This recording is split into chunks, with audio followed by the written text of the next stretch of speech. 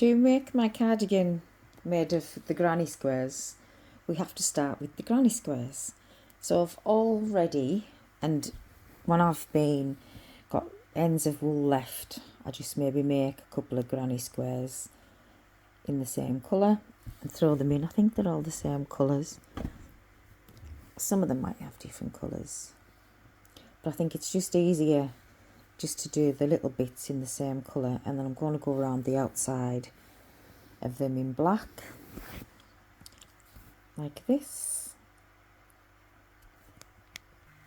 And then some of my granny squares for this cardigan will have mushrooms, smiley faces, yin and yang signs, some novelty squares, so I'll already have them tutorials put up on my site, so you'll be able to see those. And for this one, I'm just going to be, when I do the row of black or the round of black, I'll just leave a tail, and I'm going to sew the ends in and add it onto the cardigan at the same time. At this moment, I don't know how many squares I'll be needing, but you will know because it'll be already made up by the end. And I'll have counted all the squares, so I'll be looking to make like a medium size cardigan. That's the two sleeves done in position. Now I'm going to go down to, I'm going to grab this middle bit up. This is your front section, and I'm going to go all the way around the front, and I want to make these side bits wider because it's not wide enough, and the back a little bit wider, but I needed it to be wider than it is now, but not another square on each bit would have been too wide. So say if you were an 18 to 20, you would put 3 squares here maybe, so it would be bigger, like XL size, but I'm just doing a medium to large, so I'm just going to do a border all the way around here in black. And then so while I'm doing the border all the way around the outside of the cardigan, I'm following the granny square as we would normally. So you've got your granny square, but because they're all joined together, you're going to have like a little gap in between that you can't see very well. So that's the corner of one and that's the corner of the other. So I'm just going to do the cluster into them corners. So I would just do a normal 3 cluster of double crochet and then jump over to the next gap, which is there, and do the 3 clusters, the 3 double crochet, sorry, completing that cluster up. And so I meant to show you before, but I folded the cardigan over towards myself, the right sides together, so I had the sleeves with should have been 2 squares, and this join at the top was already there, so that was folding it across the top. And then I'm just sewing in from, it keeps going blurry, all the way up the sides. No, I didn't. I left the sides from there about 12 inches. I didn't sew from there, and I didn't sew from this side, but then I sewn all the way up and then all the way across to there on both sides. I hope that makes sense because it looks bloody rubbish there.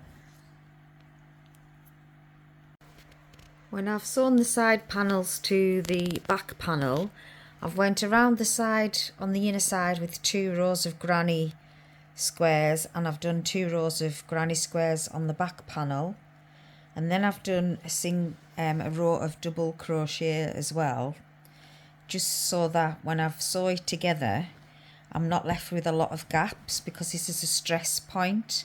And then because it's really, really long, see the bottom 12 inches to like a foot, 12 inches a foot, I've not sewn together, so that's like room to move.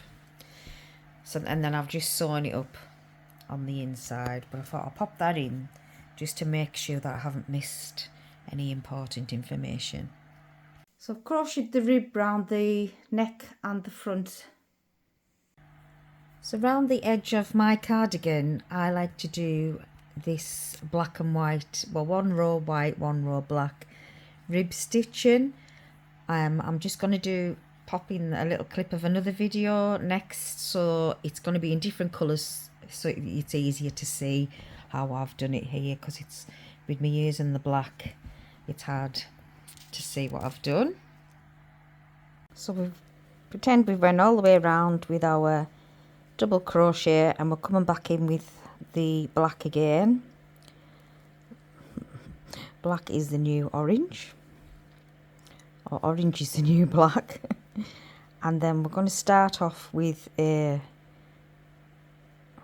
chain 3.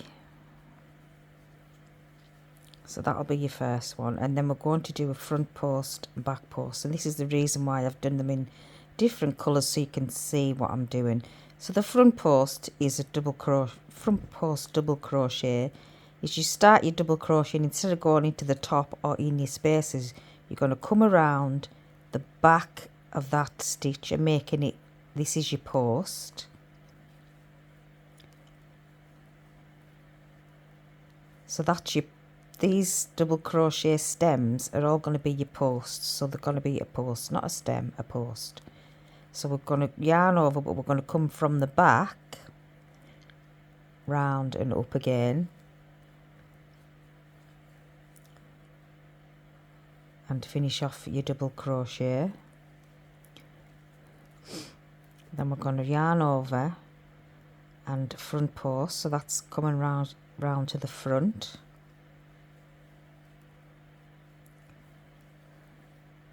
Yarn over, and then we're going to go around the back.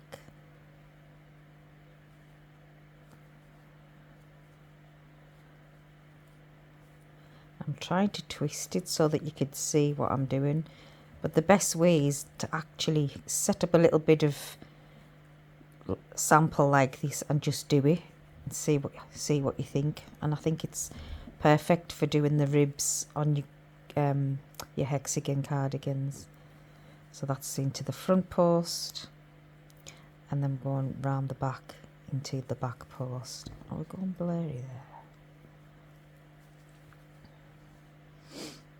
So these are your posts, so that's coming round to your front, and then from your back post is actually starting at the back and going round the back.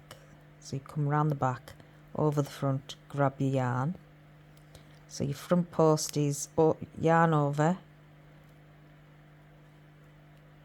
and round the front, yarn over, pull through, yarn over, pull through 2, and yarn over, pull through 2.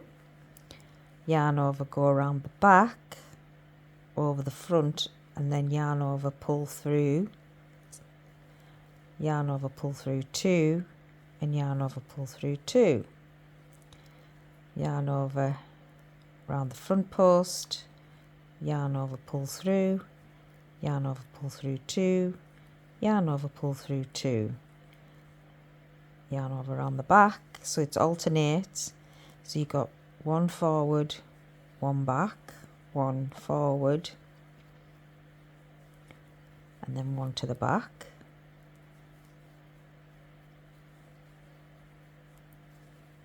One forward and 1 to the back. It is a little bit fiddly, but once you get the hang of it, you just make sure that you're doing it correctly. So go all the way to the end. We're doing the back,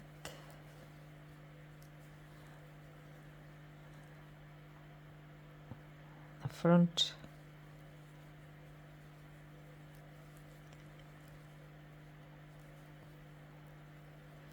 and the back. So if you want to practice, just do maybe 2 or 3 rows of double crochet first, and it gives you something to hold on to. I just done the granny stitch because the side of my cardigan is a granny stitch.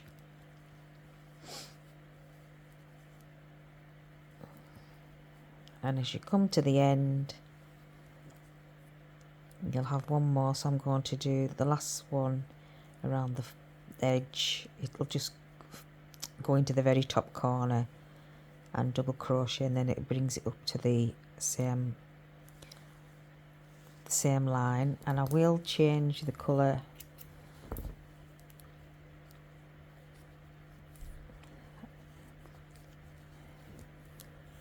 So we'll just add on to our blue, aka white,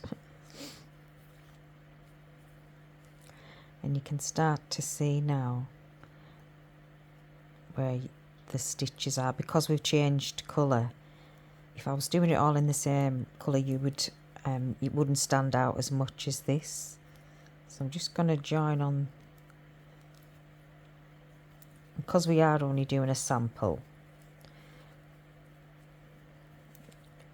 It doesn't have to be perfect, but I just wanted to show you the next row. So the row 3,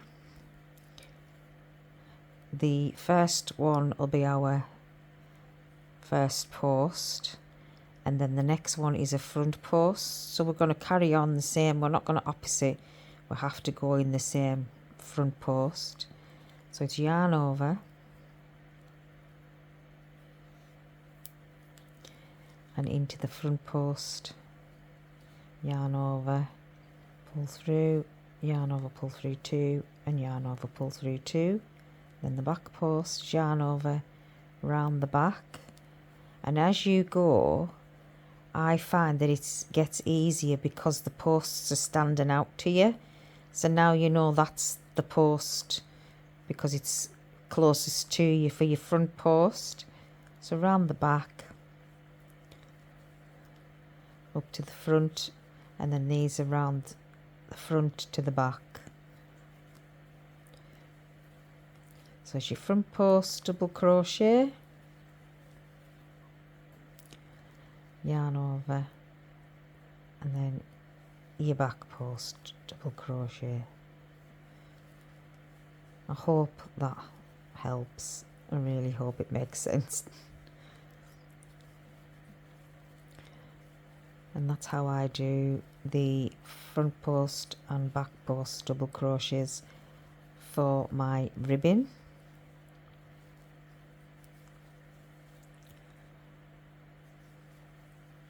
For my hexagon cardigan.